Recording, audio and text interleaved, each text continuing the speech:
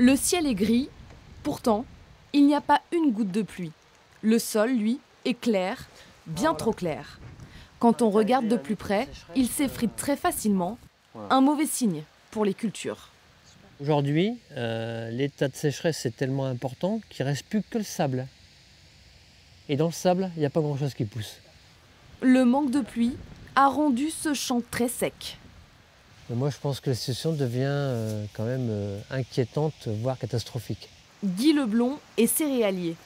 En 36 ans de métier, il n'a jamais vu un automne comme celui-ci. Ce blé aurait déjà dû être planté. Mais l'agriculteur a dû s'adapter. Il sème le plus tard possible, en espérant que la pluie tombe enfin. Alors, le risque, c'est qu'aujourd'hui, on sème et on ne sait pas comment ça va finir. Si par chance il pleut un petit peu, ça va gagner, ça va se développer. Mais si vraiment on continue à faire sec, ça va mourir. C'est comme une plante chez vous que vous n'arrosez pas, au bout d'un moment, elle meurt.